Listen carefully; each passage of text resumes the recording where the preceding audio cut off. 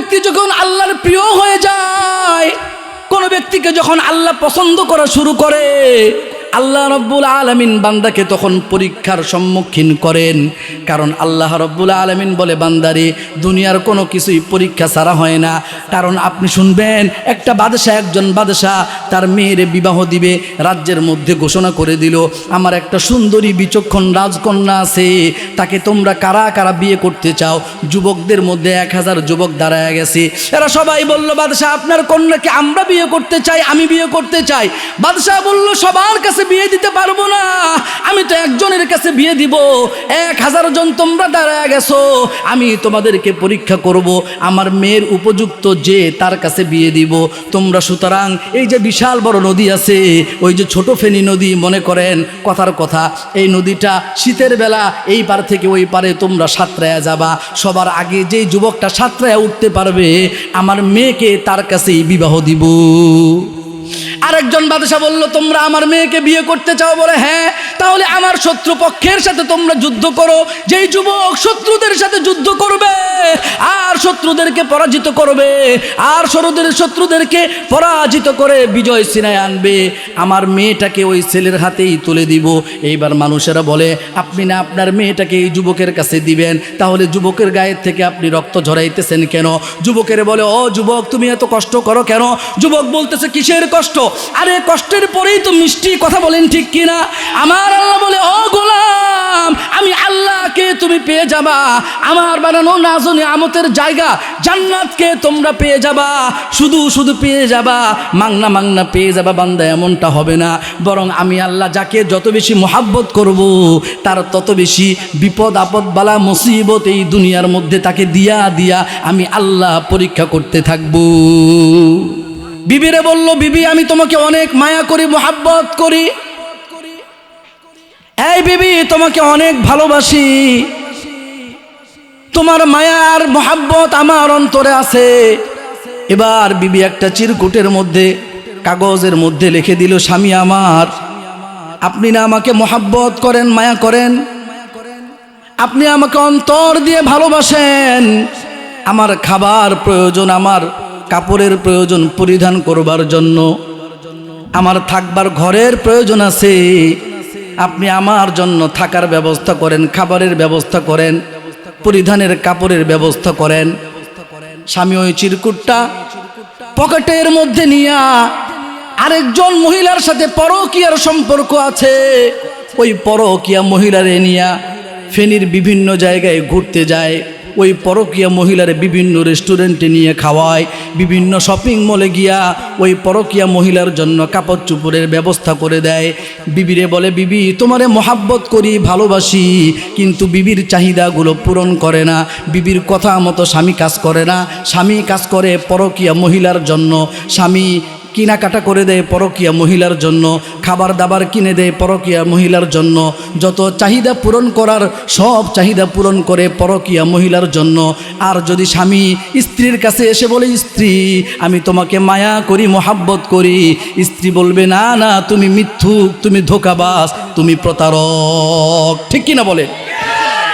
আমার আল্লাহ বলে, বান্দারে তুমি না আমাকে রব বলে স্বীকার করলা, এই বান্দা তুমি না আমাকে মালিক বলে স্বীকার করেছো, গোলাম তো আমি না তোমার হাতের মালিক, তো আমার অনুমতির বাইরে তোমার হাত চলে। এই বান্দা তুমি না আমাকে তোমার চোখের মালিক মনে করেছো, কিন্তু আমি আল্লাহ তোমার চোখের মালিক হবার পরেও আমি আল্লাহ যে জায়গায় তোমার দৃষ্টিটাকে অপছন্দ করি সেখানে তুমি তোমার দৃষ্টি ফালাও। আমি আল্লাহ তাআলা তোমার সন্তানের মালিক তুমি বিশ্বাস করেছো, স্বীকার করেছো, এরপরেও তুমি সন্তানরে এমন শিক্ষা দাও যেই শিক্ষা আমি আল্লাহ তাআলা পছন্দ করি না। তুমি বিশ্বাস করেছো, স্বীকার করেছো তোমার বিবির মালিক আমি আল্লাহ। এই বান্দা এরপরেও তো তুমি তোমার বিবিরে সাজায়া গুছায়া এমন ভাবে চলাফেরা করাও যেইভাবে চলাফেরা করাইলে পরে আমি আল্লাহ পছন্দ করি না রে বান্দা। ও বান্দা তুমি না দাবি করছো আমি আল্লাহ তোমার সন্তানের মালিক, আমি আল্লাহ তোমার বিবির মালিক, তোমার চোখের মালিক, হাতের মালিক, পায়ের মালিক। যদি এটা তোমার বিশ্বাস হয়ে থাকে তাহলে আজকের পর থেকে বান্দা আমার অনুমতির বাইরে তুমি চোখ, হাত, পা, কান, সন্তান, বিবি কোনো কিছুই আমার অনুমতির বাইরে পরিচালনা করতে পারবা না। ঠিক কিনা বলেন? আমার আল্লাহ বলে, বান্দারে আমি আল্লাহর দেওয়া এই মুখ দিয়ে তুমি সন্তানের কথাগুলো বললা, তোমার সন্তান তোমার নামে প্রশংসা করে তোমার বিবির কাছে। আমি আল্লাহর দেওয়া কান দিয়া বান্দা তুমি শুনলা, তোমার সন্তান তোমার বিবির কাছে বলে, মা আমাদের গ্রামের মধ্যে যদি উত্তম কোনো বাবা থাকে, ভালো কোনো বাবা থাকে, তাহলে আমার বাবা হলো সবচাইতে ভালো। মা বলে, কিসের জন্য? বলে, বাবার কাছে মজা চাইলে বাবা মজা কিনে দেয়, বাবারে ঘুরতে নিয়ে যাওয়ার কথা বললে বাবা আমারে ঘুরতে নিয়ে যায়, বাবার কাছে যা চাহিদা পূরণের কথা বলি আমার বাবা সেই চাহিদাগুলো পূরণ করে। ওইদিকে বাবা পর্দার আড়াল থেকে, দেওয়ালের ওই পাশ থেকে সন্তানের কথাগুলো কান লাগায় লাগায় শুনে, আর মনে মনে বলে, ও সন্তান তোমার মায়ের কাছে আরও 2টা প্রশংসা আমার নামে তুমি একটু করো, তুমি যত বেশি করবা আমি তত বেশি তোমার কথাগুলো কান লাগায় লাগায় শুনবো। ঠিক কিনা বলেন? ওইদিকে বিবির কাছে তার বাবার নামে প্রশংসা করে সন্তান, বাবা সকালবেলা যখন তুমি অফিসে যাও মা আমার জন্য নাস্তা বানায় দেয়, আমি আমার কাচের গ্লাসটা ভেঙে ফেলেছিলাম, মা আমার ধমক দেয় নাই, মাইর দেয় নাই। মায়ের নামে প্রশংসার বাণী শুনতে মায়ের কাছে ভালো লাগে। আমার আল্লাহ বলে, ও গোলাম আমি আল্লাহর দেওয়া কান দিয়া তুমি তোমার সন্তানের কথাগুলো সুন্দর করে কান লাগায় লাগায় শুনছো। আমার বান্দিদেরকে আল্লাহ তাআলা বলেন, ও আমার বান্দিরা তোমরা আমার পাওয়া কান দিয়া সন্তানের প্রশংসাগুলো কান লাগায় লাগায় শুনছো। আর আজকে মধ্যম বাধা দিয়া ইসলামিক পাঠাগারের উদ্যোগে ওয়াজ মাহফিলে কোরআন সুন্নাহর আলোচনাগুলো আমার নেককার বান্দাদা করেছে, ওলামায়ে কেরাম ওয়াইজিনে কেরাম করেছে, আর তুমিও আমার পাওয়া কান দিয়া কান লাগায় লাগায় শুনছো। আল্লাহ রব্বুল আলামিন ফেরেশতাদেরকে বলেন, ও ফেরেশতারা ওই মাঠের মধ্যে আমার বান্দারা কার কথা শুনে? ফেরেশতারা বলে, আল্লাহ আপনার কথা শুনে। আল্লাহ রব্বুল আলামিন বলে, বান্দারা হাল রাউনি, তারা কি আমারে কোনোদিন দেখছে কিনা? ফেরেশতারা বলে, আল্লাহি মা রাউকা, না আল্লাহ তারা আপনাকে কোনোদিন দেখে নাই। আল্লাহ রব্বুল আলামিন বলেন, তারা কিসের আশায় আমার আলোচনা করে, আমার আলোচনা শুনে? ফেরেশতারা বলে, আল্লাহ তারা আপনার জান্নাত পাবার আশায় আপনার আলোচনা শুনে। আমার আল্লাহ বলেন, ওয়াহাল রাউহা, ও ফেরেশতারা আমার বান্দারা কি আমার বানানো জান্নাত দেখছে কিনা? ফেরেশতারা বলে, না আল্লাহ তারা আপনার বানানো জান্নাত কোনোদিন দেখে নাই।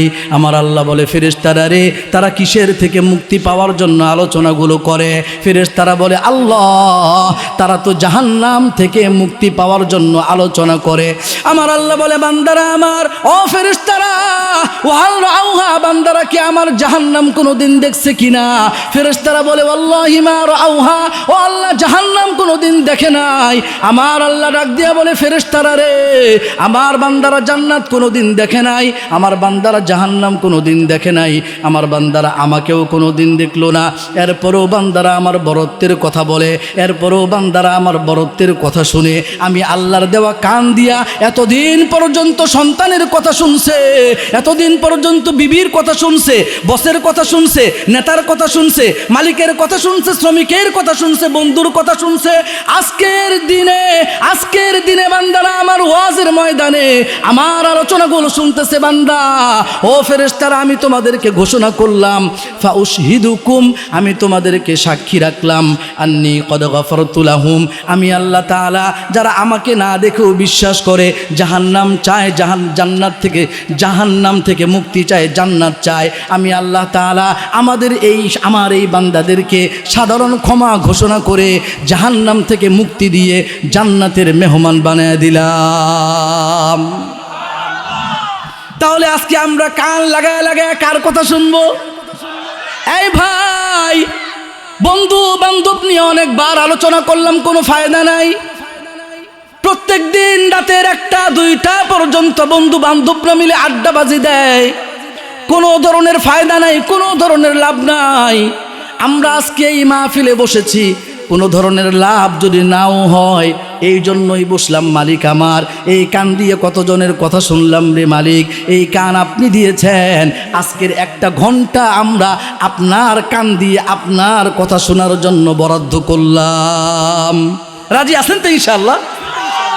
আমার ভাইরা, আমার বাবাজিরা, আমার বন্ধুরা, আমার কলিজার টুকরা যুবক বন্ধুরা মিলে আজকের এই মাহফিলের আয়োজন করেছে, যার কারণে আমরা 2টা কথা আল্লাহ রব্বুল আলামিনের মুখ দিয়ে আল্লাহর 2টা কথা বলার সুযোগ পাচ্ছি। আর আপনারা আল্লাহর কান দিয়ে আল্লাহ রব্বুল আলামিনের কথাগুলো শুনতে পাচ্ছেন। এতে আপনারা খুশি না বেজার? আমার ভাই, আমার বাবা, আমার বন্ধু, আল্লাহ রব্বুল আলামিন বলে, বান্দারে তোমার আসল ঠিকানা হলো জান্নাত। আমাদের আসল ঠিকানা কোথায় বলেন? আল্লাহ রব্বুল আলামিন এই দুনিয়াতে আমাদেরকে পাঠাইছেন জান্নাতের উপযুক্ত হবার জন্য। আল্লাহ রব্বুল আলামিন বলে, বান্দা জান্নাতের মধ্যে এত নাজ ও নিয়ামত রাখবো, তোমার চোখ কোনোদিন কল্পনা করবে না। তুমি ওই চোখ দিয়া কল্পনাতীত নাজ ও নিয়ামত দেখতে পাবা, তবে শর্ত হলো চোখটাকে তুমি হেফাজত করবা। এই চোখ দিয়া তুমি আমি রবকে দেখবা কিয়ামতের ময়দানে, সাবধান, এই চোখ দিয়া গুনাহ করবা না। এই চোখ দিয়া মোবাইলের মধ্যে নোংরা নারীদেরকে দেখবা না রে যুবক। এই যুবক, আল্লাহ রাব্বুল আলামিন এই দিল দিয়েছেন, আল্লাহ রাব্বুল আলামিন এই কান দিয়েছেন হারাম পরকীয়া মহিলার কথা শুনবার জন্য নয়, গার্লফ্রেন্ডের কথা শুনবার জন্য নয়, বান্ধবীর কথা শুনবার জন্য নয়। বলে যুবক, রাতের পর রাত, দিনের পর দিন একজন পেতনি, ডাইনি, হারাম নারীর সাথে কথা বলতে বলতে সময় পার করে দেয়। তার মুখ আমার আল্লাহ দিয়েছেন, এই মুখ দিয়ে আল্লাহর কথাটা সারা বছরে একবারও মসজিদে সুবহানা রব্বিয়াল আলা মুখ থেকে বের হয় না। কথা বলেন ঠিক কিনা? আমার আল্লাহ বলতেছেন, বান্দা আমি আল্লাহ তোমাকে জবান দিলাম, আমি আল্লাহ তোমাকে কান দিলাম রে বান্দা, তুমি শুধু শুনবা, তুমি শুধু শুনবা, আমার কথা শুনবা, আর কারোর কথা শুনতে পারবা না।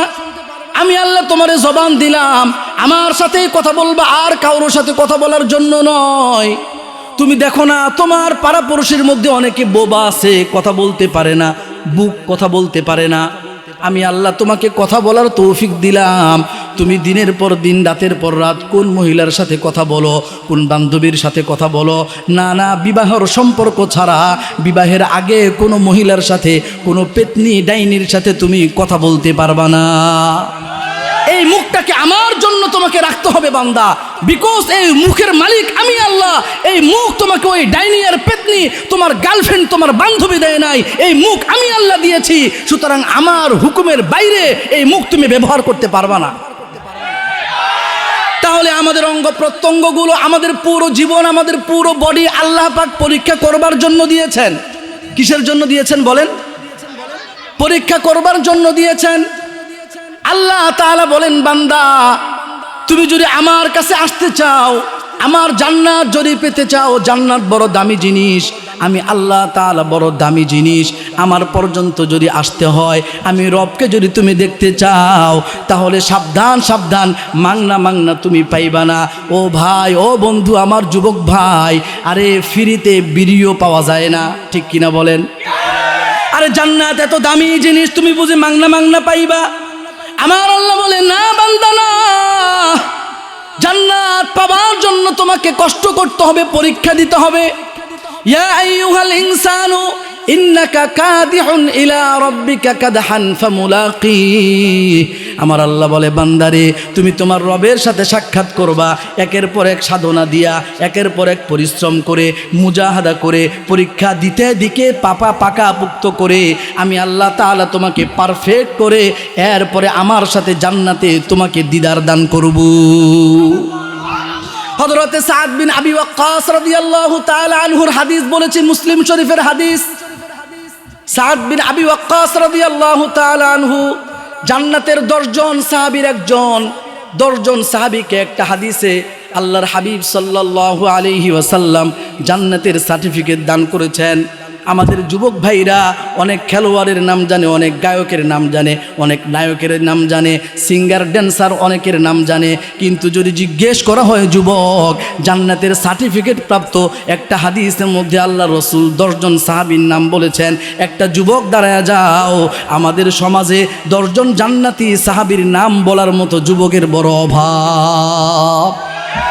এই যুবক, ওই গায়কের নাম তো তুমি ঠিকই জানলা, এই যুবক ওই নায়কের নাম তোমার জানা আছে, ওই খেলোয়াড়ের নাম তোমার জানা আছে, শুধু নাম নয় বরং তার জার্সি নাম্বার পর্যন্ত মুখস্থ, কিন্তু জান্নাতের 10 জন সাহাবীর নাম যদি বলা হয় ওই যুবক বলতে পারবে না, কারণ তার মা বাবাও তারে শিখায় নাই, তারে টার্গেট দিয়া দেয় নাই। ও আমার সন্তান, একজন বাবা তার সন্তানকে টার্গেট দেওয়ার দরকার ছিল, ও সন্তান তোমার জীবনের টার্গেট হলো জান্নাত। আমার আল্লাহ দুনিয়াতে পাঠাইছেন, তোমাকে দুনিয়ার জন্য বানান নাই, তোমাকে দুনিয়াতে বাড়ি গাড়ি করার জন্য পাঠান নাই, আমার আল্লাহ তোমাকে পাঠাইছেন ওই জান্নাতটাকে উপার্জন করার জন্য।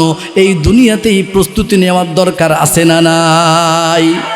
আমার ভাই, আমার বাবা, আমার বন্ধু, খেয়াল করে শুনেন, একটা স্কুলের মধ্যে মুসলমানের সন্তান পড়ে, হিন্দুর সন্তানও পড়ে।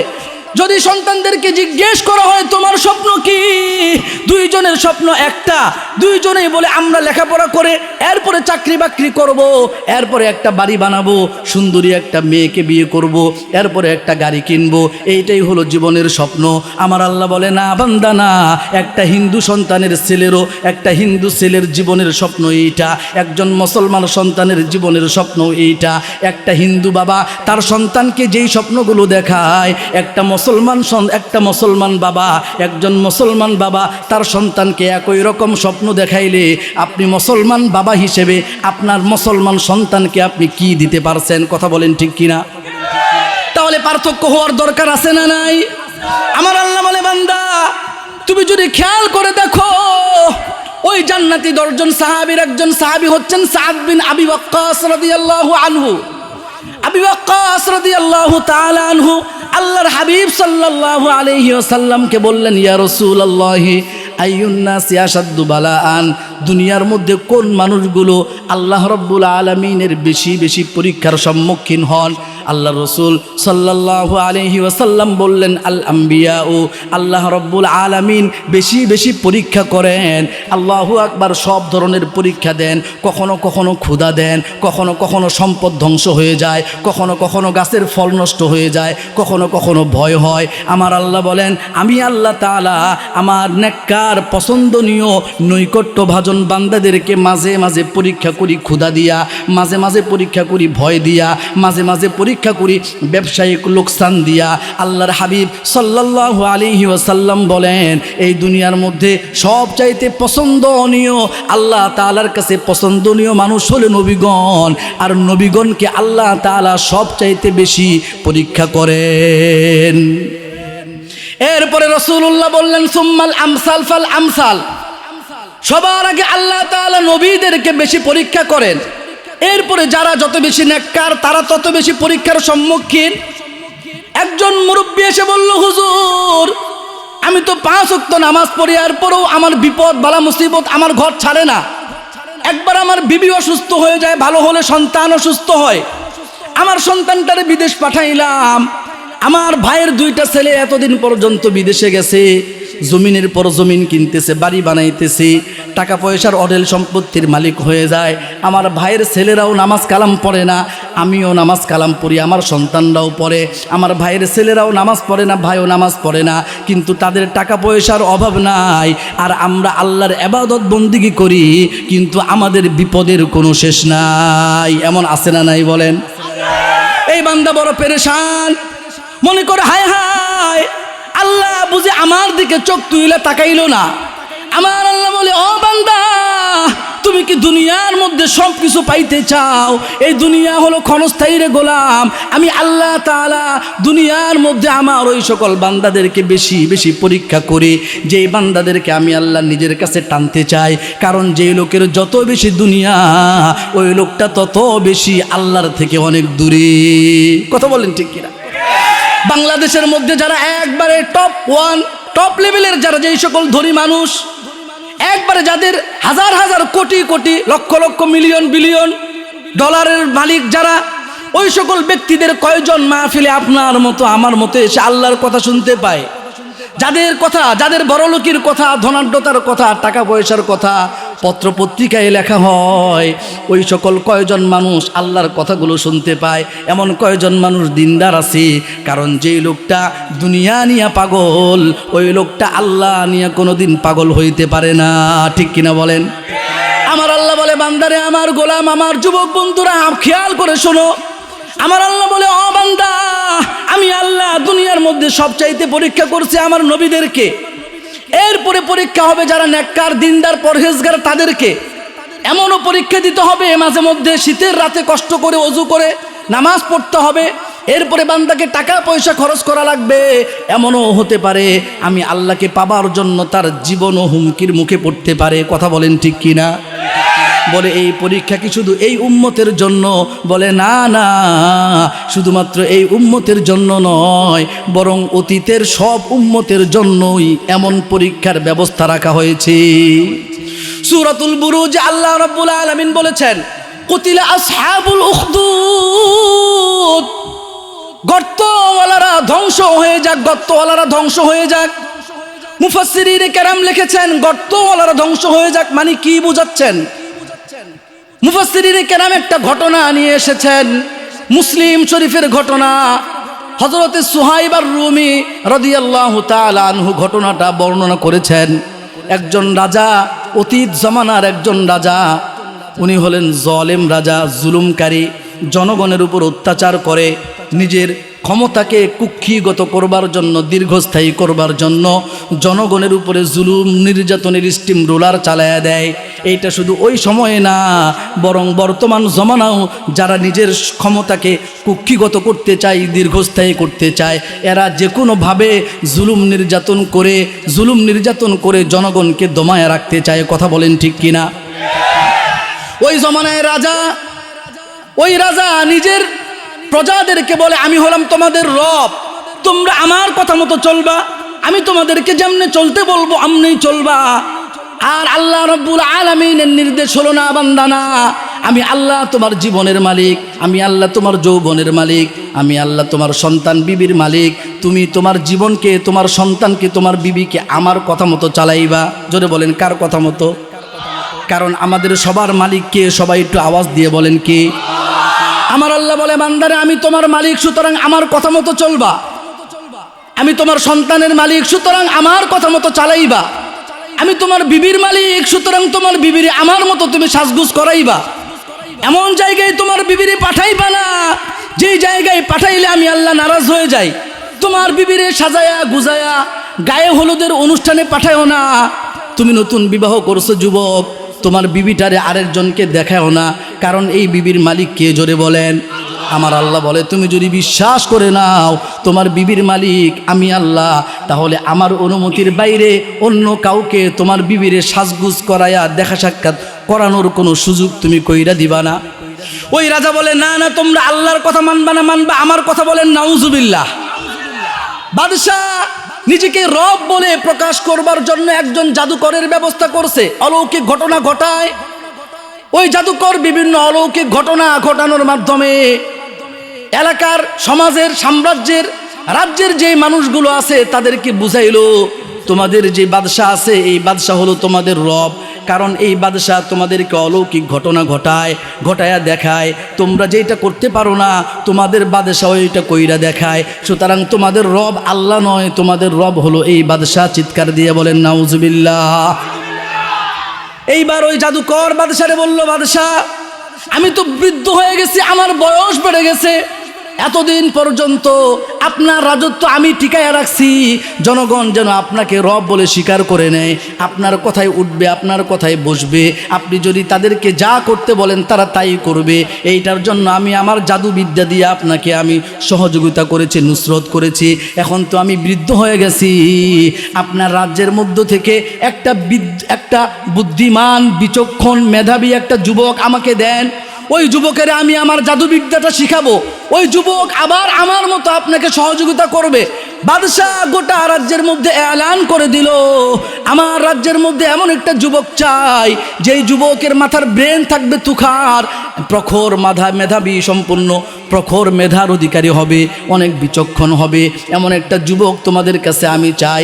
সন্ধান দেওয়া হলো ওই যুবক। আমাদের এলাকার যুবকটা অনেক বড় মেধাবী, অনেক বড় বিচক্ষণ, তাকে আপনি সিলেক্ট করতে পারেন। এইবার বাদশাহ ওই যুবকটাকে ডাকলো, যুবক এইদিকে আসো। যুবক গেল, বলো ও যুবক, তুমি যদি আমাকে সহযোগিতা করো, তুমি যদি আমার পাশে থাকো, সব ধরনের রাষ্ট্রীয় সুযোগ সুবিধা তুমি পাইবা। তোমার বাবা মাকে তুমি আলিশান বাড়িতে একটা বাড়ি করে দিবা, তোমার বাবা মা ওই আলিশান বাড়িতে থাকবে। এই রাজ্যের মধ্যে সব চাইতে সুন্দরী সুন্দরী মেয়েদেরকে তোমার জন্য বরাদ্দ করব। আরও যত ধরনের সুযোগ সুবিধা আছে, সব ধরনের সুযোগ সুবিধা তোমাকে রাষ্ট্রের পক্ষ থেকে প্রদান করা হবে। যুবক বলল, আমি কি করতে পারি? এইবার বাদশা বলল, কি করতে পারো আর না পারো তুমি অমুক জাদুকরের কাছে যাইবা। ওই যে বৃদ্ধ জাদুকর আমার পাশে পাশে থাকে, ওই জাদুকরের কাছে গিয়ে তুমি জাদুবিদ্যা শিখবা। ওই জাদুকর তোমাকে যা শিখায় দিবে তুমি তাই করবা। যুবক এইবার তার কাছে যায়, আর এলাকার মানুষগুলো তারে বাহ বাহ দিতে থাকে, আর বলে তোমার তো কপাল খুলে গেছে, তুমি কিছুদিন পরে সরকারি আল্লাহু আকবার সব ধরনের সুযোগ সুবিধা পাইতে থাকবা। সুন্দরী নারী তোমার ভাগ্যে জুটবে, তোমার আলিশান গাড়ি বাড়ির ব্যবস্থা হয়ে যাবে, তোমার কপাল খুলে গেছে, তুমি তো আলাদিনের চেরাগ পেয়ে গেছো। আমাদের সমাজে একটা যুবক সরকারি চাকরি পাইলে যেমনটা হয়, কথা বলেন ঠিক কিনা? এলাকার মা বাবা এলাকার মসজিদে গিয়ে বলে, হুজুর আমার সন্তানের জন্য দোয়া করবেন। কিসের জন্য? বলে আমার সন্তান একটা সরকারি চাকরি পাইছে। সরকারি চাকরি মানেই তো সোনার হরিণ, কথা বলেন ঠিক কিনা? আর ওই যুবককে শুধু সরকারি চাকরি না, বরং যুবককে স্বয়ং বাদশাহ প্রস্তাব করেছে, যুবক তুমি যদি আমার সহযোগিতা করো তাহলে আমি তোমাকে সব ধরনের সুযোগ সুবিধা দিব। যুবক বলল, আচ্ছা ঠিক আছে আমি যাই। মা তারে উৎসাহ দেয়, যাও ওই জাদুকরের কাছে গিয়ে জাদুবিদ্যা শিখবা। একবার দুইবার যায়, পথের মাঝখানে একজন রাহেবের সাথে যুবকের সাক্ষাৎ। রাহেব হচ্ছেন সন্ন্যাসী, হযরত ঈসা আলাইহিস সালাতু ওয়াস সালামের ধর্মাবলম্বী। তৎকালীন সময়ে ঈসা আলাইহিস সালাতু ওয়াস সালামের ধর্ম ঠিক ছিল। আমাদের নবী যখন দুনিয়াতে আসছেন, আসার সাথে সাথে পূর্বের যত নবী ছিলেন, যত নবীর যত ধর্ম ছিল, সবগুলো ধর্ম বাতিল হয়ে গেছে, রহিত হয়ে গেছে। কথা বলেন ঠিক কিনা? এখন কি অন্য কোন নবীর ধর্ম মতো চললে আল্লাহকে পাওয়া যাবে? জাদুকরের কাছে যায়, মাঝপথে রাহিবের সাথে সাক্ষাৎ। রাহেব কার সাথে জানি ইবাদত বন্দেগী করে, কথা বলে, কানে কানে কথা বলে, মুনাজাত করে। এই যুবক দেখলো ওই সাহের জাদুকরের তুলনায় রাহিবের কথাবার্তা তার কাছে ভালো লাগে। রাহিবের কথাবার্তা শুনলে তার কাছে মজা লাগে, তার অন্তরের পেরেশানিগুলো দূর হয়ে যায়। কারণ আল্লাহ রব্বুল আলামিন কোরআনে কারিমে বলেছেন, বান্দা তোমার অন্তরটা যদি অশান্তিতে ভরপুর থাকে, পেরেশান থাকে, আমি আল্লাহরে নিয়া কিছুক্ষণ জিকির করো, আমি আল্লাহ তাআলা তোমার মনের অশান্তিগুলো দূর করে দিব। আল্লাহ তাআলা বলতেছেন কোরআনে কারিমে, আলা বিযিকরিল্লাহি তাতমাইন্নুল কুলুব। আল্লাহু আকবার। আল্লাহ রাব্বুল আলামিন বলে, বান্দারে আমার কথা শুনলে তোমার হৃদয়ের মধ্যে প্রশান্তি দান করি কে? বলেন। আমার আল্লাহ বলে, বান্দা আমার জিকির যদি করো, আমার আলোচনা যদি শোনো, আমার আলোচনা যদি করো, আমি আল্লাহ তাআলা তোমার পেরেশান মনটাকে আমি আল্লাহ তাআলা পেরেশান মুক্ত করে দিব। আমি আল্লাহ তাআলা তোমার অশান্ত মনটাকে শান্ত করে দিব। ওই রাহিবের কাছে যুবক যায়, রাহিবের কথা শুনে আর আল্লাহর প্রতি তার দিলটা ধাবিত হয়ে যায়। এইভাবে একদিন রাহিবের কাছেও যায়, আবার ওই দিন সাহেরের কাছেও যায়, জাদুকরের কাছেও যায়। রাহিবের কথা যুবকের ভালো লাগে। যাওয়া আসার মাঝখানে হঠাৎ করে দেখতে পেল রাস্তার মাঝখানে বিশাল বড় একটা বাঘ দাঁড়ায় রয়েছে। যুবক দেখলো রাস্তার ওই পারেও মানুষ, এই পারেও মানুষ, বাঘের ভয়ে যাতায়াত করতে পারে না। যুবক জিজ্ঞেস করলো, সবগুলো মানুষ দাঁড়ায় আছে কেন? মানুষেরা বলল, তুমি দেখতে পাও না বিশাল বড় একটা বাঘ দাঁড়ায় রয়েছে, মনে হয় খেয়ে ফেলবে। সবাই ভয় পাইতেছে, এই পাশ থেকে ওই পাশে যাইতে চায় না, ভয় পায়। যুবক এইবার মনে মনে আল্লাহর কাছে বলে, আল্লাহ আমি তো জাদুকরের কাছেও যাই, রাহেবের কাছেও যাই, তবে রাহেবের কথাটা আমার কাছে ভালো লাগে, আমি রাহেবের ধর্মটাকে গ্রহণ করে নিয়েছি। ও রব্বুল আলামিন, ওই রাহেবকে যদি আপনি পছন্দ করেন, রাহেব যদি সত্যের পথের পথিক হয়ে থাকে, আল্লাহ আপনি যদি সত্য হয়ে থাকেন, আমি যেই ধর্ম গ্রহণ করলাম এইটা যদি সত্য ধর্ম হয়ে থাকে, তাহলে আমার হাতের মধ্যে একটা কঙ্কর আছে, এই কঙ্কর ওই দাব্বা ওই বাঘের উপরে আমি নিক্ষেপ করব, আমার এই কঙ্কর দিয়ে আপনি ওই বাঘটাকে মেরে ফেলানোর ব্যবস্থা করবেন। এই কথা বলে যখন যুবক হাতের মধ্যে থাকা কঙ্করটা বাঘের দিকে নিক্ষেপ করছে, নিক্ষেপ করা দেরি, সাথে সাথেই বাঘটা মরে যাওয়া দেরি না। এইবার এই যুবক রাহেবের কাছে দৌড়ে আসছে, রাহেব আপনার ধর্ম সত্য কিনা, আল্লাহ সত্য কিনা, আমি যেই ধর্ম গ্রহণ করেছি সত্য কিনা পরীক্ষা করবার জন্য রাস্তায় দাঁড়ায় থাকা বাঘের দিকে আমি একটা পাথর নিক্ষেপ করেছি। পাথর নিক্ষেপ করার সাথে সাথেই ওই বাঘটা মারা গেছে। এইবার রাহেব বলে, এই যুবক, আমি তো মনে করি তুমি আমার থেকেও আল-ইয়াউমা আফজলু মিন্নি, আল-ইয়াউমা আনতা আফজলু মিন্নি, আজকের থেকে তুমি আমার থেকে শ্রেষ্ঠ সেরা আল্লাহর কাছে হয়ে গেছো। বলেন সুবহানাল্লাহ। এইবার যুবককে ওই রাহেব বলল, শুনো, কোন ব্যক্তি যখন আল্লাহর কাছাকাছি চলে যায়, কোন ব্যক্তি যখন আল্লাহর প্রিয় হয়ে যায়, কোন ব্যক্তিকে যখন আল্লাহ পছন্দ করা শুরু করে, আল্লাহ রব্বুল আলামিন বান্দাকে তখন পরীক্ষার সম্মুখীন করেন। কারণ আল্লাহ রব্বুল আলামিন বলে, বান্দারে দুনিয়ার কোনো কিছুই পরীক্ষা ছাড়া হয় না। কারণ আপনি শুনবেন, একটা বাদশাহ, একজন বাদশাহ তার মেয়ের বিবাহ দিবে, রাজ্যের মধ্যে ঘোষণা করে দিল, আমার একটা সুন্দরী বিচক্ষণ রাজকন্যা আছে, তাকে তোমরা কারা কারা বিয়ে করতে চাও? যুবকদের মধ্যে 1000 যুবক দাঁড়ায় গেছে। এরা সবাই বলল, বাদশাহ আপনার কন্যাকে আমরা বিয়ে করতে চাই, আমি বিয়ে করতে চাই। বাদশাহ বলল, সবার কাছে বিয়ে দিতে পারবো না, আমি তো একজনের কাছে বিয়ে দিব, 1000 জন তোমরা দাঁড়ায় গেছো, আমি তোমাদেরকে পরীক্ষা করব, আমার মেয়ের উপযুক্ত যে তার কাছে বিয়ে দিব। তোমরা সুতরাং এই যে বিশাল বড় নদী আছে, ওই যে ছোট ফেনী নদী মনে করেন, কথার কথা, এই নদীটা শীতের বেলা এই পার থেকে ওই পারে তোমরা সাঁতরায়া যাবা, সবার আগে যেই যুবকটা সাঁতরায়া উঠতে পারবে আমার মেয়েকে তার কাছেই বিবাহ দিব। আরেকজন বাদশা বলল, তোমরা আমার মেয়েকে বিয়ে করতে চাও? বলে হ্যাঁ, তাহলে আমার শত্রুপক্ষের সাথে তোমরা যুদ্ধ করো। যেই যুবক শত্রুদের সাথে যুদ্ধ করবে আর শত্রুদেরকে পরাজিত করবে আর শত্রুদেরকে পরাজিত করে বিজয় ছিনায় আনবে, আমার মেয়েটাকে ওই ছেলের হাতেই তুলে দিব। এইবার মানুষেরা বলে, আপনি না আপনার মেয়েটাকে এই যুবকের কাছে দিবেন, তাহলে যুবকের গায়ের থেকে আপনি রক্ত ঝরাইতেছেন কেন? যুবকের বলে, ও যুবক, তুমি এত কষ্ট করো কেন? যুবক বলতেছে, কিসের কষ্ট? আরে কষ্টের পরেই তো মিষ্টি, কথা বলেন ঠিক কিনা? আমার আল্লাহ বলে, ও গোলাম, আমি আল্লাহকে তুমি পেয়ে যাবা, আমার বানানো নাজ নিয়ামতের জায়গা জান্নাতকে তোমরা পেয়ে যাবা, শুধু পেয়ে যাবা, মাংনা পেয়ে যাবা। বান্দা এমনটা হবে না, বরং আমি আল্লাহ যাকে যত বেশি মোহাব্বত করব তার তত বেশি বিপদ আপদ বালা মুসিবত এই দুনিয়ার মধ্যে তাকে দিয়া দিয়া আমি আল্লাহ পরীক্ষা করতে থাকবো। ওই রাহেব বলল, যুবক, আল্লাহ রব্বুল আলামিন আমার থেকে তোমার থেকে শ্রেষ্ঠত্ব দান করেছেন, তুমি আল্লাহর কাছে সেরা হয়ে গেছো, সুতরাং এখন তোমার পরীক্ষার পালা আসতে পারে। আল্লাহ রব্বুল আলামিন তোমাকে এখন ওয়াইন্নাকা সাতুবতালা, অবশ্যই তোমাকে পরীক্ষার সম্মুখীন হতে হবে। ফাইনিবতুলিতা ফালা তাদুল্লা আলাইয়া, যদি তোমার জীবন হুমকির মুখে পড়ে যায় তাহলে সাবধান, তুমি মানুষের কাছে আমার সংবাদটা দিও না। আমি তোমাকে আল্লাহর কথা শুনাইছি, আল্লাহর সন্ধান দিয়েছি, এই কথাটা তুমি কোনো মানুষের সামনে প্রকাশ করবা না। এইভাবে এলাকার মানুষগুলো জেনে ফেললো এই যুবক রাস্তায় দাঁড়ায় থাকা বাঘ মেরে ফেলেছে। এইবার এলাকার সবগুলো মানুষ ছোটাছুটি করতেছে তেল পোলার জন্য, পানি পড়ার জন্য, ঝাড়ফুঁকের জন্য। এমন হয় কি হয় না বলেন? পানি বাবা বের হয়েছে, পানি বাবা, মাইক বাবা, মানে সবাই হাজার মানুষ বোতলের মুখটা খুলে রাখছে, আর মাইক বাবা মাইকের মুখ দিয়ে কি মন্ত্রতন্ত্র পইরা কয়, এইবার সবাই মুখটা বন্ধ কইরা বাস বাড়িতে নিয়ে এই পানি খাইতেছে। এমন মানুষ আগে যেমন ছিল এখনো আছে, কিয়ামতের আগ পর্যন্ত থাকবে, কথা বলেন ঠিক কিনা? ওই যুবক হাতের কঙ্কর দিয়া বাঘ মেরে ফেলছে। এইবার এলাকার সবগুলো মানুষ দৌড়ে আসে যুবকের কাছে।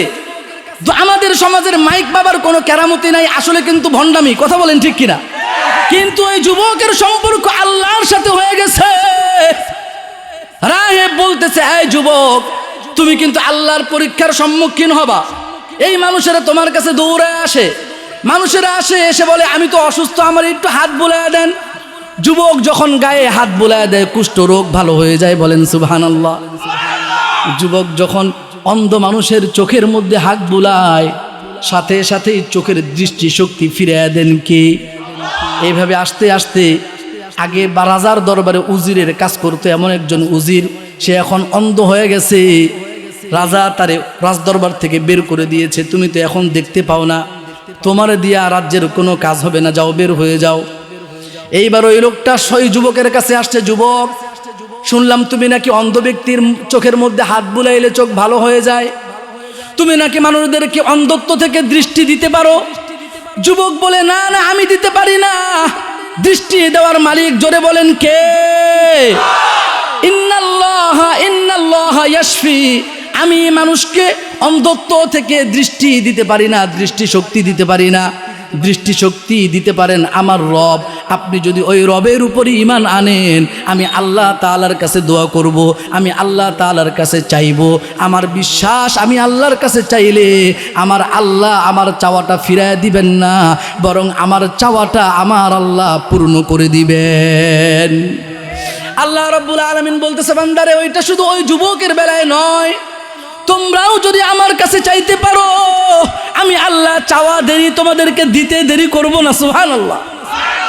ওই যুবকের কথা শুনে উজির বলল, ঠিক আছে, আমি আমানতু বিরব্বি হাদাল গুলাম। এই যুবক যেই রবের উপর ঈমান আনার কথা বলতেছে, আমি ওই রবের উপর ঈমান আনলাম। এই উজির ঈমান আনলো আল্লাহর উপরে, মুসলমান হয়ে গেল। যুবক আল্লাহর কাছে দোয়া করলো, আল্লাহ গো, এই ব্যক্তির দৃষ্টি শক্তিটাকে আপনি ফিরাইয়া দেন। আল্লাহ রাব্বুল আলামিন সাথে সাথে দোয়া কবুল করে অন্ধ ব্যক্তিটাকে দৃষ্টি শক্তি দিয়া দিলেন। এইবার এই ব্যক্তি চলে গেছে রাজার দরবারে।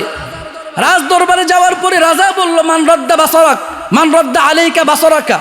তোমার দৃষ্টি শক্তি কোন জিনিস ফিরাইয়া দিল, কে ফিরাইয়া দিল? এইবার উজির বলতেছে, রব্বি, আমার রব আমার দিকে ফিরাইয়া দিছে। এইবার রাজা বলতেছে, ওয়ালাকা রব্বুন গায়রি, আমি ছাড়া তোমার অন্য কোনো রব আছে নাকি? আমি তো তোমাদের রব, আমি আমার কথা মতোই তো তোমরা চলবা, তোমাদের বিবাহ শাদী আমার কথা মতো হবে, তোমাদের চলাফেরা আমার কথা মতো হবে। এই উজির বলল, না না, রব্বি ওয়া রব্বুকাল্লাহ, আমার রব যিনি, আপনার রবও তিনি। আপনার রব, সবার রব যিনি, ওই আল্লাহই আমার দৃষ্টি দিয়েছেন। এইবার যারা জালেম, যারা নিজেদের ক্ষমতাকে কুক্ষিগত করতে চায়, এরা সারা জীবন মানুষদের উপরে জুলুম নির্যাতন করে। এরা জানে পূর্বের যত জালেম ছিল, জুলুম করবার কারণে শোচনীয় পরাজয় তাদেরকে বরণ করতে হয়েছে। কথা বলেন ঠিক কিনা? এরপরেও জালেমরা জুলুম করতে করতে অন্ধ হয়ে যায়। তারা মনে করে, আমি যদি সামনে জুলুম করি তাহলে আমার জুলুম কেউ ধরতে পারবে না, আমার কেউ বিচার করতে পারবে না।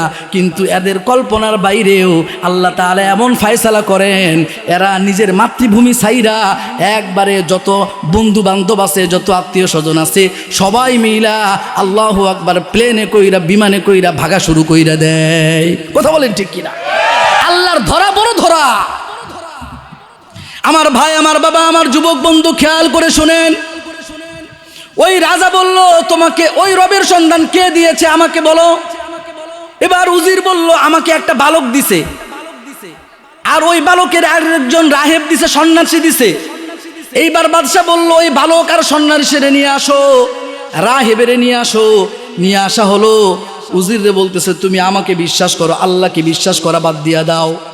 উজির বলে, না না, আমার জীবন যাবে, এরপরেও আমি আল্লাহর উপরে ঈমান আনছি, ঈমান কোনোদিন ছাড়তে পারবো না। সুবহানাল্লাহ।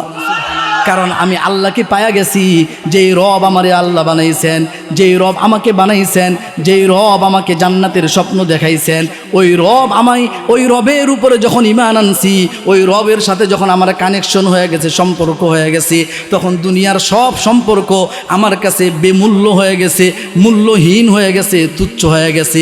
সুতরাং আমার ঈমান আমি রাখবো, ঈমানের পথে অটল অবিচল থাকবো। যদি আমার জান যায় যাবে, কিন্তু ঈমান কোনো দিন যাবে না। এইবার বাদশা বলল, তাহলে তারে করার দ্বারা দ্বিখণ্ডিত করে দাও। তারে করার দিয়ে দ্বিখণ্ডিত করে দেয়া হলো। দ্বিতীয় পর্যায়ে আসছে রাহেব। রাহেবকে বলল, তুমি তো এদেরকে আল্লাহর সন্তান দিয়েছো তাই না? বলে হ্যাঁ। বলে তুমি তাড়াতাড়ি করে আল্লাহকে অস্বীকার করো।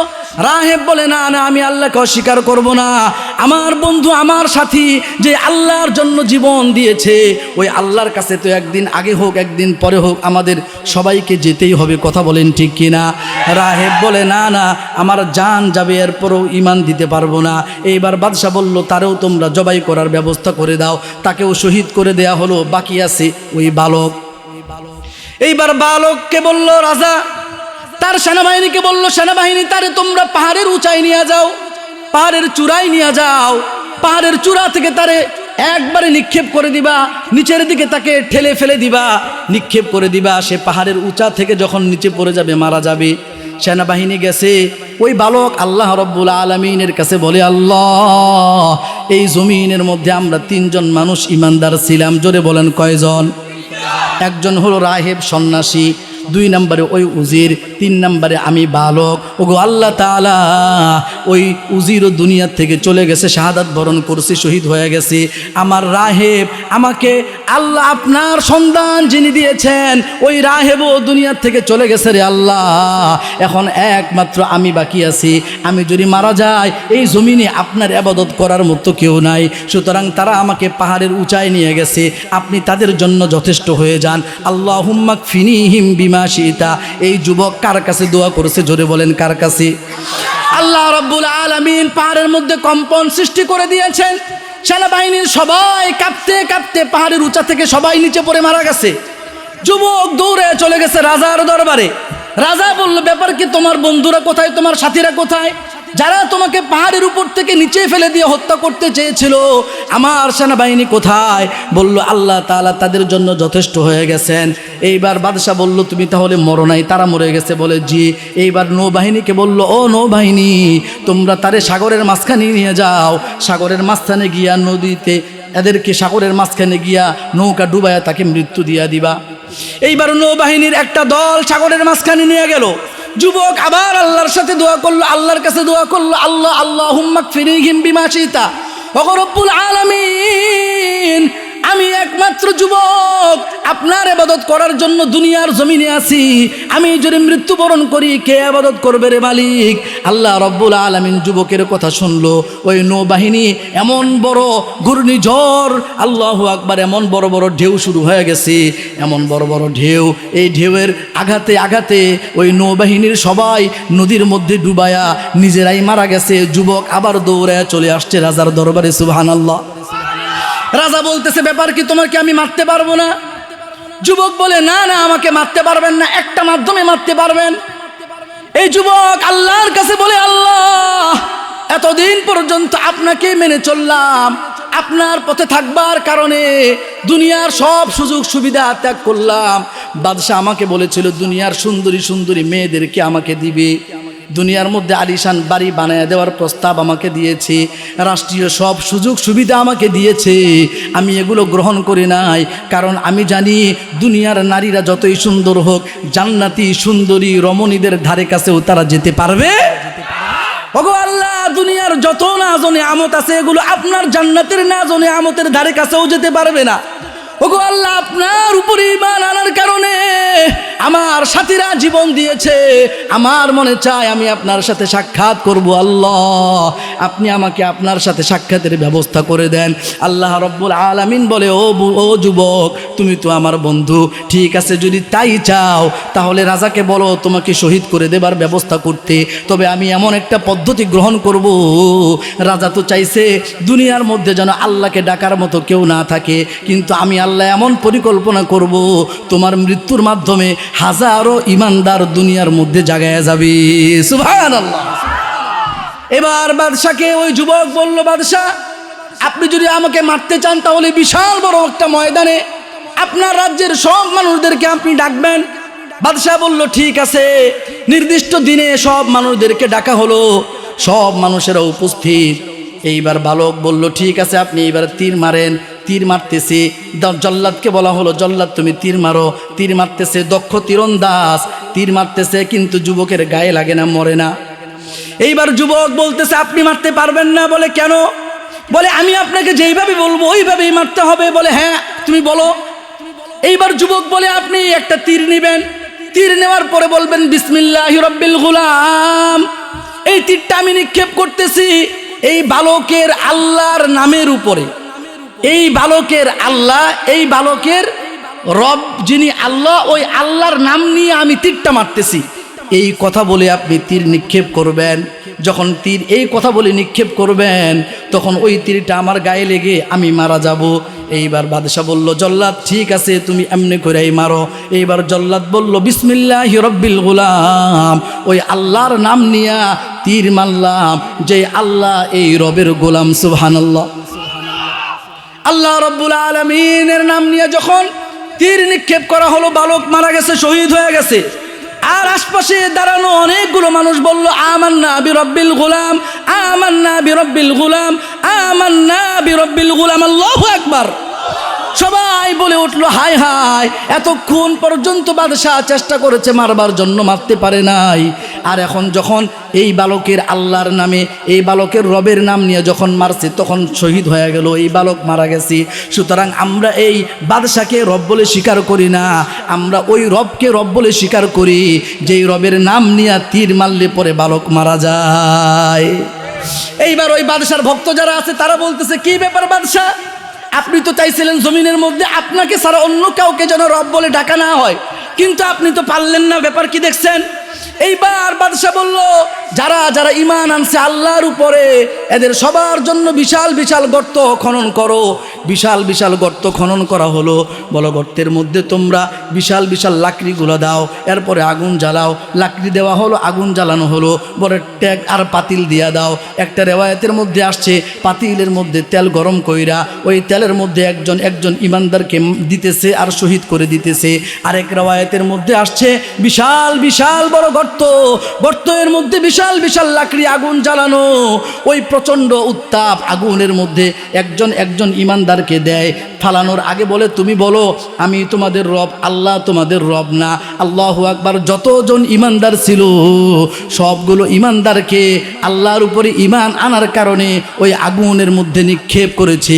এরা নিজের জান দিয়েছে কিন্তু ঈমান দেয় নাই। একজন মা, তার কোলের মধ্যে সন্তান, মা ভয় পাইতেছে, কারণ সন্তানের প্রতি তার আবেগ, মায়া, মোহাব্বত। সন্তানের প্রতি মায়া, মা মনে করতেছে আমি মারা গেলে মারা গেলাম, কিন্তু আমার সন্তান মারা যাবে কেমনে সহ্য করব। আল্লাহ রাব্বুল আলামিন সন্তানের মুখ থেকে, কোলের শিশু সন্তানের মুখ থেকে আওয়াজ বের করে দিয়েছে। সন্তান বলে, ইয়া উম্মা ইসবিরি ইন্নাকি আলাল হাক্কি। ও মা, আপনি পেরেশান হবেন না, আপনি মনে করেন না আগুনের মধ্যে পড়ে আপনি শেষ হয়ে যাবেন, বরং আপনি যদি ঈমানের উপরে অটল অবিচল থেকে আগুনের মধ্যে পড়েন, আমার আল্লাহ আপনাকে এই আগুনের মাধ্যমে জান্নাত দান করবেন। আমার ভাই, আমার বাবা, আমার বন্ধু, তো আমি বলতেছিলাম যারা ঈমান আনয়ন করবে, আল্লাহর পথে চলবে, এদেরকে আল্লাহ রাব্বুল আলামিন পরীক্ষা করবেন কি করবেন না? আল্লাহ তাআলা বলতেছেন, বান্দা আমি আল্লাহ তোমার হাতের পরীক্ষা নিব, আমি আল্লাহ তাআলা তোমার চোখের পরীক্ষা নিব। আমার আল্লাহ বলতেছেন, এই যুবক আমি আল্লাহ তোমার যৌবনের পরীক্ষা নিব রে যুবক। আল্লাহ তাআলা বলেন, বান্দা কিয়ামতের ময়দানে আমি আল্লাহ তাআলা বান্দাকে 5টা প্রশ্ন করব। তার মধ্যে একটা প্রশ্ন থাকবে পুরো জীবন সম্পর্কে, আর একটা পার্সোনাল প্রশ্ন থাকবে। আমার আল্লাহ যুবকদেরকে বলবে, যুবক তোমার যৌবন কালটা তুমি কোন কাজে ব্যয় করেছো? তাহলে আল্লাহ রাব্বুল আলামিন আমাদেরকে দুনিয়াতে পাঠিয়েছেন পরীক্ষা করবার জন্য। যদি বিপদ বালা মুসিবত আসে আমরা কি পেরেশান হয়ে যাব? অসুস্থ যদি আসে, কেউ যদি অসুস্থ হয়ে যায় পেরেশান হয়ে যাব? না না, বরং মনে করবেন আল্লাহ আপনাকে পছন্দ করা শুরু করছে, আল্লাহ আপনাকে মায়া করা শুরু করছে, আল্লাহ আপনাকে ভালোবাসতে চান, আল্লাহ আপনাকে জান্নাত দিতে চান। আল্লাহ তাআলা বলেন, ওয়ালা নাবলুওয়ান্নাকুম বিশাইইম মিনাল খাউফি ওয়াল জুই। আমি আল্লাহ তাআলা বান্দাদেরকে কিছুটা ভয় দিয়া পরীক্ষা করব। আমি আল্লাহ ভয় দিয়া পরীক্ষা করব, আমি আল্লাহ ক্ষুধা দিয়া পরীক্ষা করব, আমি আল্লাহ তাআলা সম্পদের ক্ষতি দিয়া পরীক্ষা করব, ফসল ধ্বংস করেও পরীক্ষা করব। যারা আমার পরীক্ষায় টিকতে পারবে, আমি আল্লাহ ঘোষণা করলাম ওই সকল বান্দারা আমার বানানো জান্নাতের মেহমান হইতে পারবে। রাজি আছে তো ইনশাআল্লাহ? তাহলে হাতের পরীক্ষা দেওয়া লাগবে কি লাগবে না? এই যুবক ভাই, এই হাত দিয়ে কোনোদিন হারাম কোন মহিলার গায়ে টাচ করা যাবে? এই এই চোখ দিয়ে ফেসবুকের মধ্যে কোনো নোংরা মহিলাকে দেখা যাবে? এই ইউটিউবের মধ্যে কোনো মহিলাকে দেখা যাবে? এই চাচি জেঠি না মামি যারা আছে, যাদের সাথে আল্লাহ তাআলা সাক্ষাৎ করতে নিষেধ করেছেন, তাদের সাথে সাক্ষাৎ করা যাবে না। কথা বলেন ঠিক কিনা? কারণ এই চোখের পরীক্ষা আমার আল্লাহ নেবেন। আমার আল্লাহ বলে, বান্দা এই চোখের মালিক আমি আল্লাহ। বাড়ির মালিকের অনুমতি ছাড়া যেমন বাড়ি ব্যবহার করা যায় না রে বান্দা, আমার অনুমতি ছাড়া তুমি চোখ ব্যবহার করতে পারবা না। কারণ এই চোখের মালিক হলাম আমি আল্লাহ। আমার অনুমতি ছাড়া তুমি মুখ ব্যবহার করতে পারবা না। কারণ এই মুখের মালিক হলাম আমি আল্লাহ। তোমার অঙ্গ প্রত্যঙ্গ সবগুলোর মালিক হলাম আমি আল্লাহ। সুতরাং তুমি যেই কাজটা করবা, যেই কথাটা বলবা, ওই কাজটা আমি আল্লাহর পছন্দ কিনা, পছন্দ হইলে করবা, পছন্দ না হইলে করবা না। যেই কথাটা তুমি বলতেছো এই কথা আমি আল্লাহর পছন্দ কিনা, পছন্দ হইলে বলবা, না হলে বলবা না। এমন যদি চলতে পারো তাহলে তোমাকে কষ্ট করা লাগবে। আর কষ্ট করতে করতে যদি মরো, আমি আল্লাহর বানানো জান্নাত তোমার জন্য প্রস্তুত। তাহলে আমল করার দরকার আছে না নাই বলেন? শুধু শুনলাম বয়ান, শুধু শুনলাম, আমল করলাম না, গুনাহ করলাম। ফজরের নামাজ পড়লাম না, গুনাহ করলাম। মোবাইলে গুনাহ করলাম, ইউটিউবে গুনাহ করলাম। আরে সাহাবায়ে কেরাম তো একটা আয়াত শুনছে, জীবন বদলায় গেছে। কথা বলেন ঠিক কিনা? একটা হাদিস শুনছে, জীবন বদলায় গেছে। তাহলে আমি কত আয়াত শুনলাম, কত হাদিস শুনলাম, জীবন বদলায় না। বলে ওয়াজ শুধু শুনলে হবে না, বরং ওয়াজ মানতে হবে। সাহাবায়ে কেরাম ওয়াজ শুধু শুনবার জন্য শুনেন নাই, বরং ওয়াজ শুনছেন মানার জন্য। যে কথাগুলো বললাম এই কথাগুলোর উপরে আল্লাহ আমাকে আমল করার তৌফিক দেন, আমাদের সবাইকে আমল করে কবরে যাওয়ার তৌফিক দান করেন। বলুন আমিন, আমিন, আমিন। ওয়া আখিরু দাওয়ানা আনিল হামদুলিল্লাহি রাব্বিল আলামিন।